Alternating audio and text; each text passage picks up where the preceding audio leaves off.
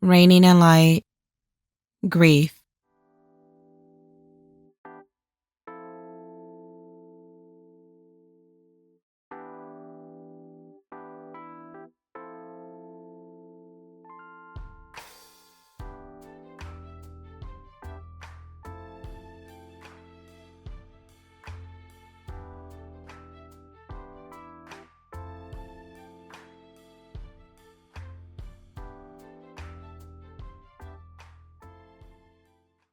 Grief.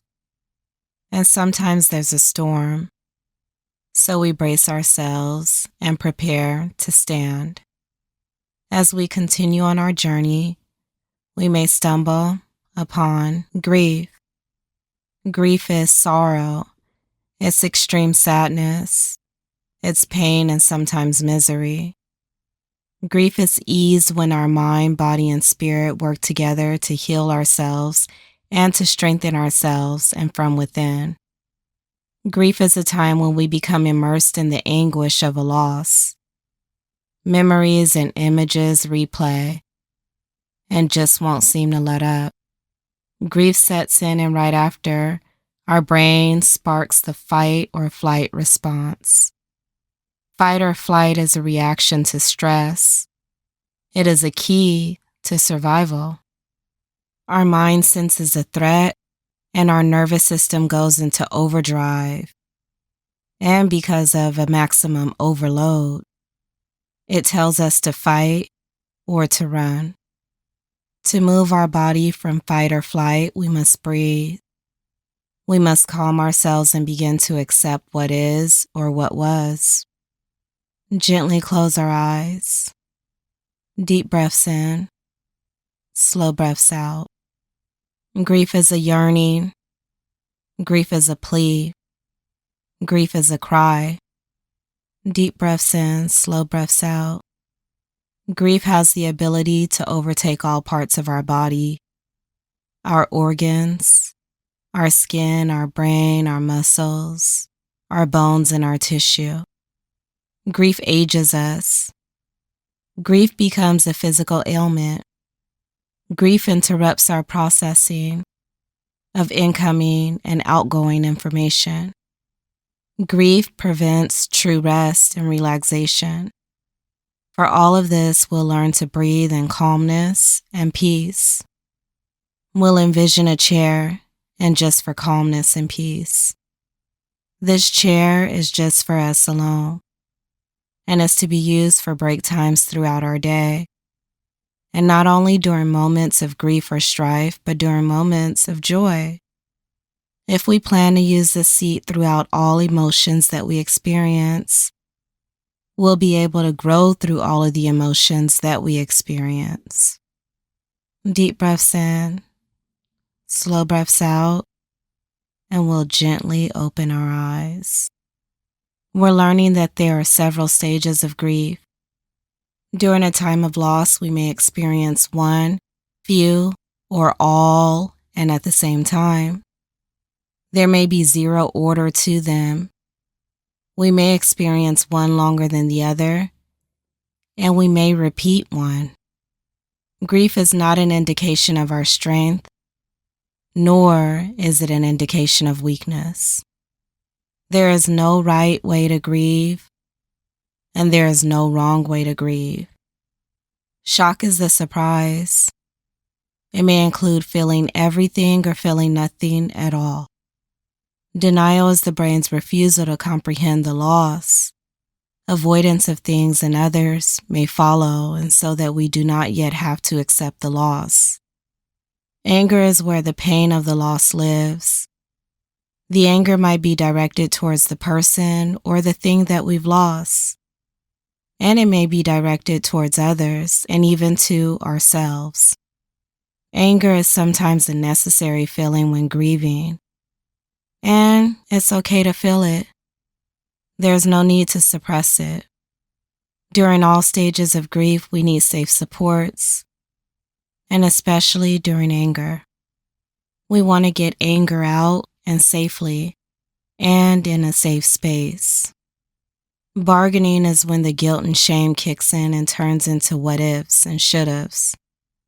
Depression is when the deep sadness seeps into our bones. The depression from grief may come and go, and unlike clinical depression, which may persist and include a lack of hope and a lack of self-worth, testing is the stage when we do just that. We begin to test different supports that may help us to feel better. Some of these supports may be good, and some of these supports may not be good. Acceptance is noted to be the last stage of the grieving process, but it can come at any point. Acceptance is allowing our mind to prepare or effectively deal with reality, a new reality, and without who or what we physically lost. This journey of life that we're on is all about hope and a continuance of movement. This journey is about connecting deeper with others, with ourselves, with our higher power and higher beliefs, and with the world around us. It is about uncovering and discovering truths, which is the basis of enlightenment. This journey is about healing, and as we grow, for all of this, we begin to understand that physical loss does not equate to spiritual loss. We realize that with the physical loss, we may gain spiritually.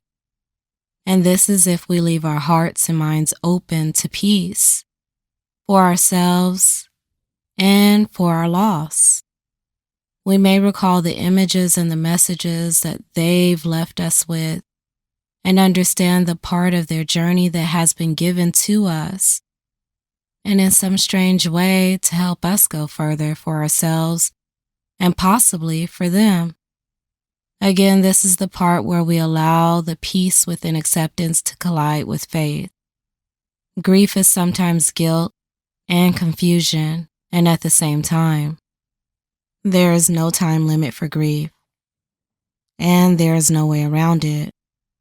Just as suffering, we must grow through it. We must be cautious as we're growing, and especially with caring for ourselves. While grieving, it may be hard to get out of bed. It may be difficult to sleep, to eat, to dress, and our daily routine is no longer important. For others, they may speed up and nothing changes. Whichever situation occurs, know that it is okay. Know that the latter is sometimes called delayed grief, and the stages may soon come into play. In this life, we learn that patience is one of the greatest gifts that we can hold. Patience will allow us to get through most anything. All emotions benefit from patience. Patience holds a power of stillness and through the storms of life. Patience leaves us with an opportunity to care, to be practical, to face and overcome challenges, to take care of our health, and to seek and obtain supports. As we walk through this short discussion of grief, remember to breathe. Know that conversations are opened and shared to give light to all that we've gone through and may go through. With grief, we must remember that we don't have to be alone. Grief is such a lonely state. We want to try to avoid the extreme harsh and negative impacts and spirals that can follow grief. If we can practice being rooted like a tree, we will discover the growth from our loss, the extension of our branches to others, the continuance of the stretching of our roots, which is the grounding of our wisdom. The flowers are the fruits that grow are our food for thought, for life, and for sharing with others who may experience grief. Know that there are different types of grief. We can grieve before loss, and we can grieve for others who have lost. Know that grief is completely natural.